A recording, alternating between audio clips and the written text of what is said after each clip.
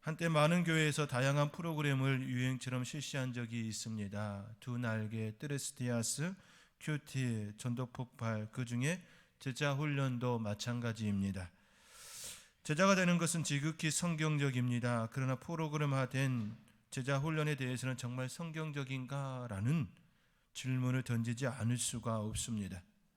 제자 훈련 과정은 공부로 마칠 수 있지만 그들의 삶도 진정한 제자가 되었는가? 제자 훈련 제자를 만드는 훈련인가? 아니면 교회의 사역을 잘하기 위한 훈련인가? 제자 훈련은 성도들의 헌신을 요구하는 심화 과정으로 교회 성장의 원동력인가? 그렇다면 훈련된 제자는 과연 누구의 제자인가? 저는 지금 제자 훈련 그 자체를 부정하거나 할 필요가 없다 그렇게 말씀드리는 것이 아닙니다. 행여라도 오해하지 마시기 바랍니다. 저는 지금 그 훈련의 목적과 방향을 한번 깊이 되짚어 보아야 한다라는 말씀을 드리는 것입니다. 특히 사순절을 보내는 지금 우리의 삶을 다시 한번 깊이 생각해 보기를 원하기 때문입니다. 성경이 말하는 제자는 바로 예수님의 제자입니다. 그렇다면 예수님의 진짜 제자는 누구일까요? 그 대답은 매우 간단합니다. 바로 예수님을 닮은 사람입니다. 사도행전 11장 26절에 제자들이 안디옥에서 비로소 그리스도인이라 일컬음을 받게 되었더라. 비로소 일컬음을 받게 되었더라. 제자란 하나님 앞에서 우리 자신을 이해하는 이름입니다. 나는 예수님의 제자입니다. 다른 사람에게 자신을 소개할 때 스스로를 지칭하는 말입니다. 나는 예수 그리스도의 제자입니다. 결국 나는 그리스도인입니다 라고 하는 것은 나는 예수님을 닮은 사람입니다. 나는 예수님을 나의 삶 가운데 드러내기를 간절히 원하는 그런 사람입니다 라는 고백인 것이지요. 그런 제자들이 안디옥에서 처음으로 그리스도인이라 일컬음을 받게 되었다 말합니다. 누가 그들을 그렇게 불렀습니까? 바로 안디옥에 사는 이방인들이었습니다. 주님을 모르는 사람들, 교회 밖의 사람들, 그 세상의 예수님의 제자들을 그리스도인이라 불렀습니다. 그들이 그렇게 삶을 예수 그리스도의 제자로 삶을 살았기에 그들은 세상 밖에, 세상에 있는 그 사람들이, 예수 그리스도 밖에 있는 그 사람들이 그들을 향하여 그리스도인이라 그렇게 불러준 것이지요. 그리스도인이란 그리스도께 속한 사람이라는 뜻입니다. 그리고 그리스도를 닮은 사람이라는 뜻이지요. 한국 사람을 코리안이라고 합니다. 한국을 가리키는 코리아에서 N자를 붙여 소속을 바뀌는 것이지요. 마찬가지로 그리스도인이란 그리스도에 속한 자, 그리스도의 모습을 가진 자, 그리스도를 닮은 자, 그래서 그를 볼 때에 그리스도가 생각나게 하는 사람입니다. 나는 그리스도입니다 라고 말하지 않아도 나의 모습 속에 내가 그렇게 품고 살아간다면 사람들이 나를 향하여 예수 그리스도가 보인다라고 그렇게 이야기하는 것이겠지요. 초대교회 성도들은 스스로 주님의 제자라고 여겼습니다. 그 생각대로 살았더니 오히려 세상 사람들이 그들을 그리스도인이라 불러준 것입니다. 예수님의 제자인 그들의 말과 행동을 듣고 보노라면 예수 그리스도가 생각났던 것입니다. 초대교회 제자들은 나는 예수 그리스도의 제자입니다. 그 마음으로 삶을 살았고 그 삶의 결과가 이방인들로 하여금 그리스도인이라고 하는 이름이 그들 안에 주어진 것이지요. 아, 저 사람들은 그리스도께 속한 사람들이구나. 그렇게 예수님의 제자들은 처음으로 그리스도인이라 불리게 되었던 것입니다. 그런데 요즘 세상 사람들의 교회와 그리스도인을 바라보는 시선이 어떻습니까?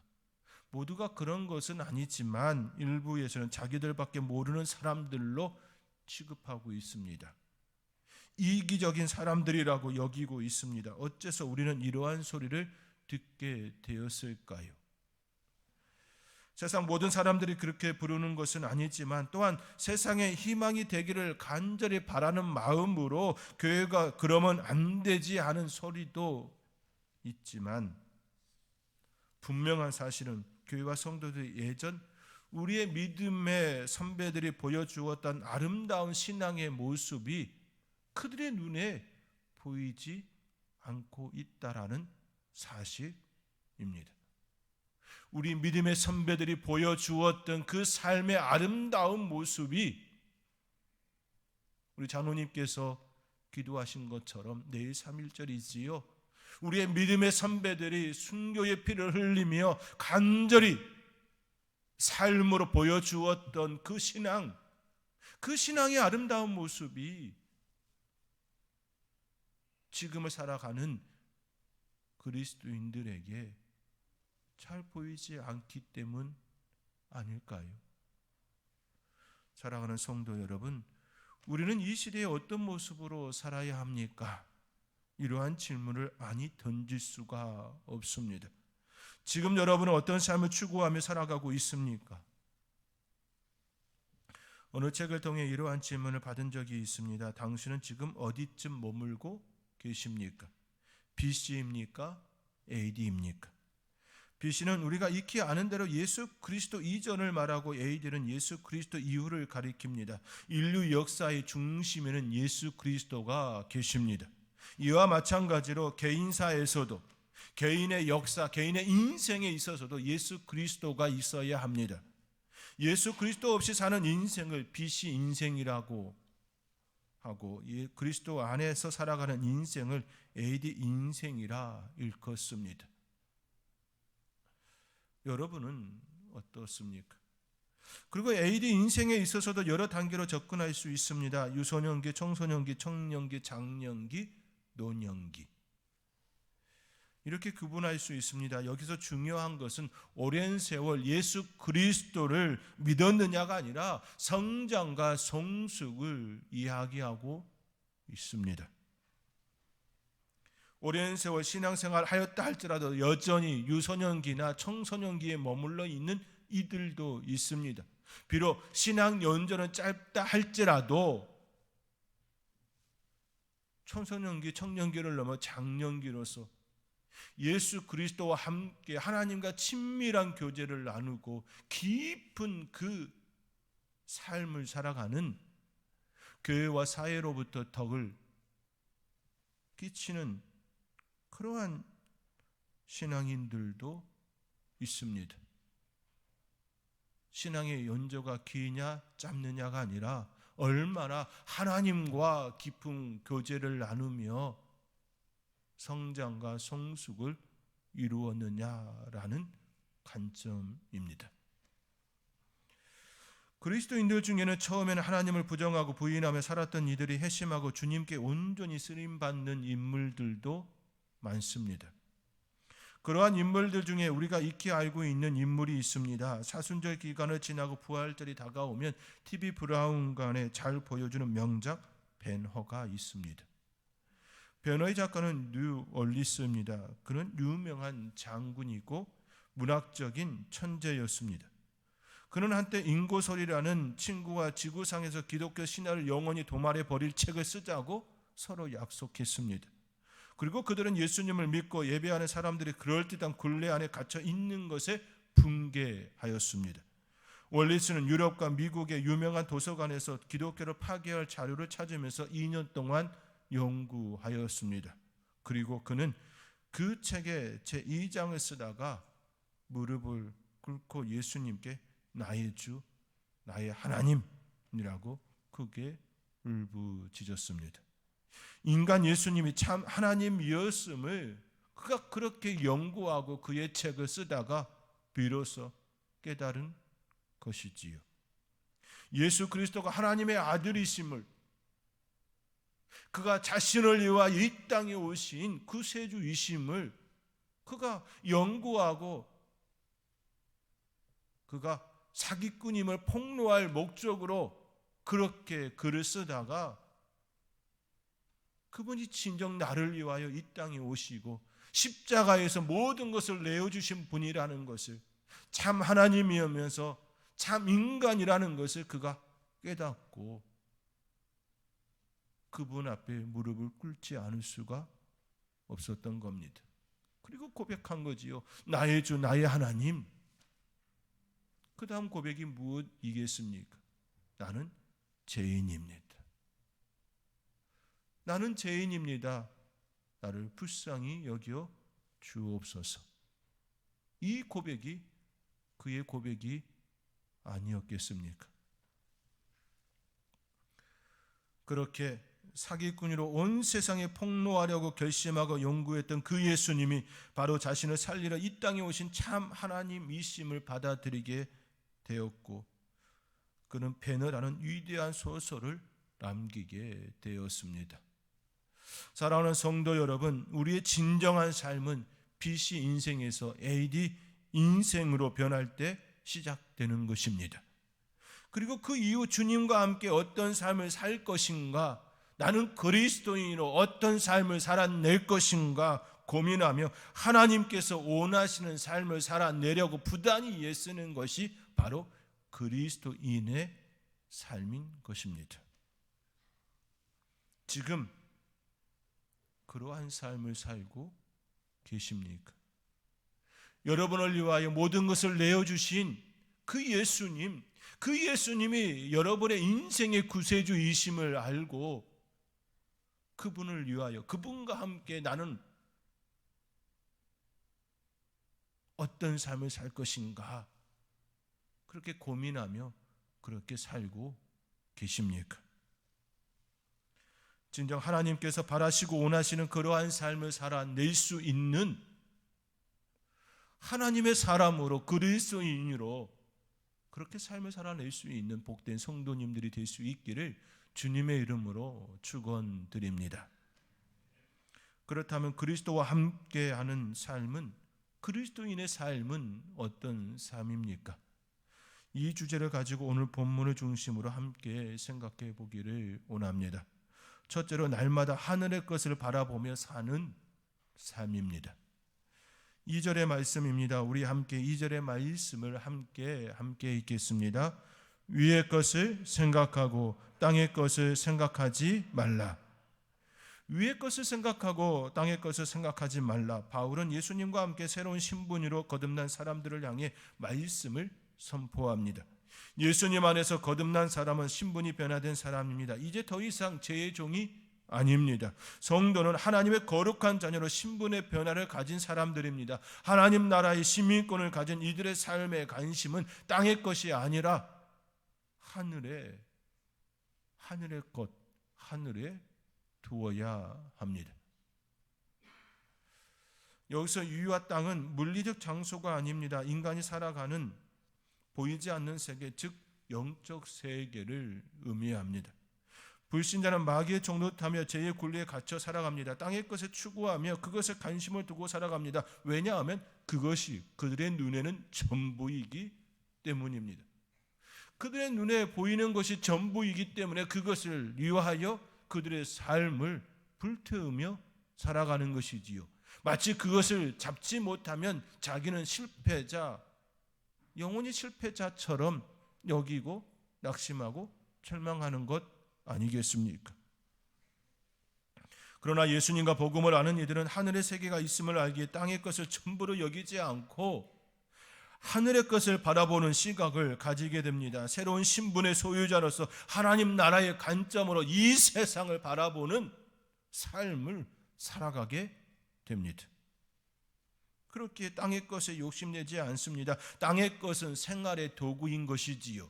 그것이 전부가 아님을 아는 것입니다. 땅의 것이 필요 없다라고 말하는 것이 아닙니다. 그것은 생활의 도구인 것이지요. 우리가 하나님 나라를 위하여 그것을 도구로 사용하는 것이지요. 그것이 전부가 아니라는 것입니다. 그것을 위하여 내 생명을 다하여 움켜쥐는 그런 인생의 모습으로 나아가야 할 소재가 아니라는 것입니다. 이 땅의 것들은 썩어지고 없어질 것들인 것이지요. 시간이 지나면 사라지는 것들입니다. 영원하지가 않습니다. 그렇기에 예수님과 복음을 아는 이들은 하늘의 세계가 자신이 추구해야 될 세계이고 하늘의 것이 진정으로 나의 것임을 알기에 오히려 땅의 것을 가지고 하나님의 것, 하늘의 것을 위해 살고 있는 것이지요. 영원히 취할 것이 아님을 아는 땅의 것을 집착하지 아니하고 그렇게 십자가의 보혈로 구원을 받는 성도는 하늘의 것을 더욱 갈망하며 찾고 생각하며 살아가는 것이지요. 경건을 위하여 내 삶을 어떻게 살아낼 것인가 생각하며 묵상하며 경건의 삶을 살아내려 애쓰는 것입니다. 그런데 경건, 영생, 하늘의 것은 눈에 보이지 않습니다. 분명 성도들은 그 세계가 있음을 믿음으로 알고 확신하지만 세상은 그렇지 않습니다. 더 나아가 그리스도의 보혈로 은혜를 입은 성도라 할지라도 눈에 보이는 이 세상에 집착하면 하늘의 것에서 점점 멀어지게 됩니다. 육신의 눈에 보이는 것들은 모두 시간과 공간의 지배를 받습니다. 무엇이든 눈에 보이는 것은 유한한 것이요 썩어져 없어질 것들이지요. 그러한 것에 집착하면 집착할수록 하늘의 것, 영원한 것, 영생이 보이지 않게 되어지고 점점 멀어질 수밖에 없습니다. 무엇이든 자꾸 보면 그것의 마음을 빼앗기게 됩니다. 또한 보지 않으면 마음에서 멀어집니다. 영향력은 어떻게 만들어지는가라는 책에 다음과 같은 이야기가 있습니다. 대만의 어느 남자가 좋아하는 여자의 마음을 사로잡기 위해 2년이라는 시간 동안 400통이 넘는 러브레터를 썼습니다. 자주 만날 수 없었지만 꾸준히 마음을 전하기 위하여 러브레터를 400통 이상 보냈습니다. 흥미로운 점, 2년이라는 시간 동안 편지를 받은 여자는 마침내 결혼을 결심하였습니다. 흥미로운 대목은 여자가 결혼을 승낙한 남자는 편지를 쓴 남자가 아니라는 사실입니다. 그녀가 선택한 결혼 상대자는 바로 편지를 배달한 우체부였습니다. 400통이 넘는 편지를 받는 동안 우체부와 얼굴을 보는 횟수가 늘었고 그럴수록 점차 친근함이 생겼기 때문입니다. 영향력은 어떻게 만들어지는가라는 이 책에서 다루었듯이 보지 않으면 마음이 멀어질 수 있습니다. 하늘의 것은 눈에 보이지 않기에 자칫 마음에서 더욱 쉽게 멀어질 수 있습니다. 따라서 영의 눈, 마음의 눈, 믿음의 눈을 떠서 마음과 생각 속에서 하늘의 것을 바라보아야 합니다. 온전히 그 세계를 위하여서 우리의 눈, 영의 눈, 마음의 눈, 믿음의 눈을 떠서 그것을 바라보고 그것을 위하여 내가 삶을 살아가야 합니다. 그러할 때에 더욱더 그 세계가 나의 삶에 더욱더 다가오고 그 세계가 나를 지배하고 나를 이끌어가는 삶이 되는 것입니다. 베드로와 야고보와 요한이 예수님을 따라 변화산상에 올랐습니다. 그곳에서 그들은 예수님과 엘리야 그리고 모세가 변화된 모습을 보았습니다. 그 순간 변화산은 땅 위에 임한 하나님의 나라가 되었습니다. 하늘의 것이 이 땅에 내려오는 놀라운 광경이 그 자리에 일어난 것입니다. 하늘의 형상이 현실의 땅에 임하였습니다. 그 광경을 본 베드로는 너무 황홀하였습니다. 예수님께 그곳에 초막 셋을 짓고 그곳에 머물자고 청할 정도로 베드로의 마음이 그 안에 흠뻑 사로잡혔습니다. 이처럼 영생을 맛보면 썩어질 세상의 마음에 줄 여유가 이유가 사라집니다. 하늘의 것을 보며 살아가는 성도들은 이 땅에서 무엇을 추구하며 무엇을 버려야 할지 확연하게 드러나게 되어 있습니다. 하늘의 것을 맛본 성도는 진정 무엇이 내가 추구해야 될 삶인지 버려야 할 것이 무엇인지 알기에 내 삶을 바르게 살아낼 수 있는 지혜와 능력이 생기는 것입니다. 무엇이 참인지 무엇이 거짓인지 내가 가야 할 길이 어느 방향인지 바르게 알기에 더 이상 집착하지 않는 삶을 살아낼 수가 있는 것입니다. 하늘의 것, 믿음의 눈을 떠서, 영의 눈을 떠서 마음의 눈으로 바라보시기 바랍니다. 그 안에 참된 소망이 있습니다. 그 안에 참된 길이 있습니다. 이것이 성도가 이 땅에서 살아내야 할 경건입니다. 경건은 믿음의 눈으로 하늘의 것을 보게 합니다. 그리고 그 관점으로 세상의 헛된 것들을 분별하며 살아갈 수 있게 합니다. 이것이 경건의 능력입니다. 그렇게 살아내는 모습이 바로 경건의 모습인 것입니다. 거창고 아이들의 직업을 찾는 위대한 질문이라는 책이 있습니다. 거창고등학교에는 직업선택 10계명이 유명합니다. 거창고 3대 교장을 지낸 전영창 선생님의 가르침을 요약한 10개의 문장인 직업선택 10계입니다. 내용은 다음과 같습니다. 첫째, 월급이 적은 쪽을 택하라.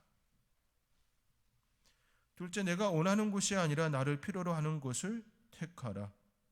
보편적으로 부모님들은 너가 원하는 것을 하라고 이야기하지요.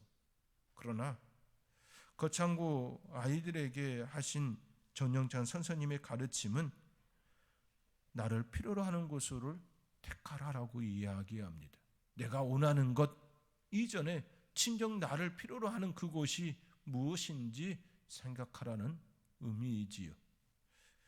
저도 곰곰이 생각해 보았습니다. 나는 내 자녀에게 무엇이라 얘기했는지, 저 또한 원하는 것을 가지라고 끊임없이 얘기했던 내 모습이 떠올랐습니다. 한편으로는 이들의 진정 필요로 하는 곳에 있기를 바라면서도 내 입술에서는 그렇게 고백하였던 아버지의 모습이 또 거창고 아이들의 직업 찾는 이 10개의 말씀을 보며 참 어리석은 아버지이구나, 부족한 아버지이구나를 또 생각하게 되었습니다. 셋째, 승진의 기회가 없는 곳을 택하라. 넷째, 조건을 갖춘 것보다 처음부터 시작해야 하는 학무지를 택하라. 어렵고 힘든 그것으로 가라는 이야기이지요. 다섯째, 사람이 모여드는 곳에 가지 말고 아무도 가지 않는 곳에 가라. 여섯째, 장래성이 없다고 생각되는 곳으로 가라. 일곱째, 사회적 존경을 바랄 수 없는 곳으로 가라. 힘든 곳으로 가라는 이야기이지요. 그래서 사람들이 찾지 않는 그런 곳에 가서 세상의 빛과 소금처럼 살아내라라고 하는 말씀드립니다. 일곱째, 사회적 존경을 바랄 수 없는 곳으로 가라. 여덟째, 한가운데가 아니라 가장자리로 가라. 여덟 번째 말씀을 보면 성경 말씀이 자연스레 떠올랐습니다. 예수님의 말씀. 손님으로 초대되었을 때에 상전에 앉지 말고 낮은 자리에 앉으라고 하는 그 말씀. 그러나 우리는 끊임없이 높은 자리를 앉기를 원하는 우리 인간의 습성이 우리의 삶을 더 지배하고 있음 또한 부인할 수가 없었습니다. 아홉 번째, 부모나 아내가 결사 반대하는 곳이면 틀림없다. 의심치 말고 가라. 보통 부모들은 그리고 아내들은 편한 곳, 좋은 곳, 적당한 곳을 선호하는 것 맞습니다. 그렇지 않은 부모도 아내도 있음을 알지만 보편적으로는 좀 더 나은 곳, 편한 곳, 좋은 곳으로 가기를 원하는 것이 부모와 아내들의 모습이니까요. 열 번째, 왕관이 아니라 단두대가 기다리고 있는 곳으로 가라. 사랑하는 성도 여러분, 지금 여러분은 어떤 삶을 추구하고 계십니까? 세상은 더 편한 곳, 더 많이 소유할 수 있는 곳, 더 높은 지위를 얻는 곳으로 가라고 이처럼 끊임없이 말하고 있습니다. 그러나 거창고등학교의 직업선택 10개는 그와는 정반대의 길을 권유합니다. 이것이 예수님이 추구하셨던 삶입니다. 이것이 하늘의 것을 바라보는 삶입니다. 성경은 분명하게 성도들에게 말씀합니다. 좁은 문으로 들어가라. 좁은 문으로 들어가라. 멸망으로 인도하는 문은 크고 그 길이 넓어 그리로 들어가는 자가 많고 생명으로 인도하는 문은 좁고 길이 협착하여 찾는 자가 적음이라. 세상 사람들이 보기에 하늘의 것을 찾으며 그 길을 선택한 성도의 삶은 결코 넓은 길이 아닙니다. 그러나 그 길에는 생명이 있습니다. 그 길에는 예수님이 계십니다. 그 길에는 진리가 있습니다. 그 길은 비록 좁을지라도 예수님이 함께하는 생명의 길입니다. 그 길을 선택하며 참된 소망의 삶을 살아내시는 복된 성도님들이 될 수 있기를 주님의 이름으로 축원드립니다. 둘째로 항상 하나님의 말씀에 귀를 기울이며 살아가는 삶입니다. 위의 것을 찾으라는 명령은 삶의 방향성을 의미합니다. 어떤 방향을 생각할 것인가, 어떤 방향으로 행동하며 살 것인가, 어떤 방향으로 인생의 목표와 비전을 잡아갈 것인가 하는 문제입니다. 거듭난 그리스도인들은 삶의 방향이 오직 예수님께 맞추어져야 합니다. 그리고 그 예수님은 하나님 보좌 우편에 계십니다. 그러므로 우리의 삶의 방향은 오직 하늘을 향해야 합니다. 우리 주님이 계신 그곳을 향하여 우리의 시선이, 우리의 마음이 향해 있어야 합니다. 주님께서 장차 주실 영생을 우리의 마음에 두고 살아야 하는 것입니다. 세상에는 수많은 주파수가 있습니다. 다양한 정보와 소리들로 가득합니다. 요즘은 방송 매체가 너무 많아서 듣고 싶지 않아도 들어야 하는 소리들이 참으로 많습니다. TV와 라디오, 인터넷, 신문 기사를 통해서 수없이 많은 소리가 쏟아지고 있습니다. 사람들끼리 모여서 이야기를 나눌 때 그 속에는 매우 다양한 정보들이 수없이 많이 흘러가고 있습니다. 이렇게 많은 정보와 소리를 들으면서 깨달은 것이 있습니다. 정보가 많고 소리가 많으면 많을수록 마음이 나누고 갈라져서 정작 무엇이 중요한지를 놓친다라는 사실입니다. 너무 많은 정보로 인하여 진정 붙들어야 하는 그것을 놓칠 때가 있음을 우리는 우리의 삶에서 경험하고 있습니다. 특히 그리스도인으로 날마다 들어야 할 하나님의 말씀을, 하나님의 음성을 듣지 못할 때가 종종, 아니 자주 일어납니다. 마치 홍수에 먹을 물이 없는 것과 같습니다. 저도 매일 스마트폰을 통해 뉴스를 챙겨봅니다. 유튜브와 인터넷 기사도 봅니다. 세상 돌아가는 다양한 소식들을 순간순간 접합니다. 어느 날 세상의 소식을 한참 듣다가 설교 준비를 위해 말씀을 읽는데 그 말씀이 마음에 들어오지 않는 것을 느꼈습니다. 분명히 내 눈과 내 입술은 하나님의 말씀 성경을 읽는데 그 말씀이 내 안에 들어오지 않는 것입니다.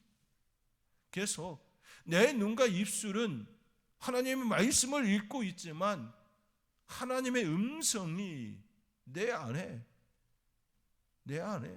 일어나지 않는 겁니다. 마음이 말씀에 집중하지 못하여 말씀을 읽어도 깨달아지지 않습니다. 마음의 감각이 무뎌진 것입니다.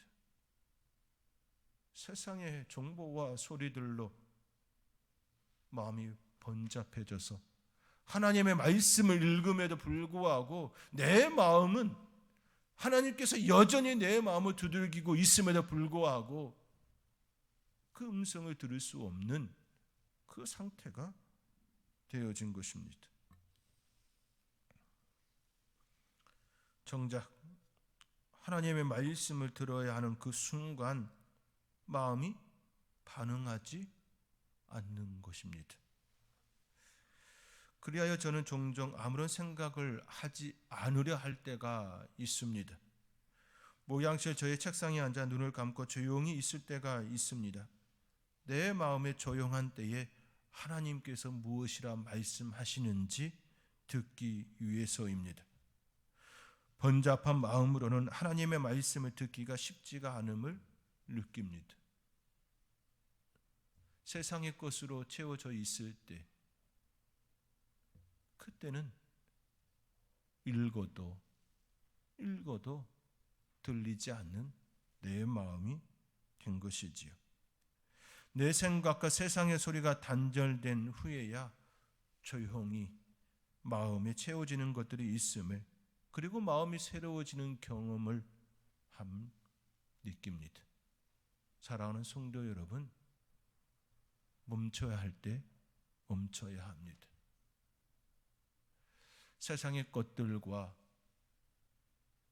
나의 생각으로 가득 찰 때에는 하나님께서, 우리 주님께서 아무리 놓고 한다 할지라도 그것을 열 수 있는 마음이 없습니다.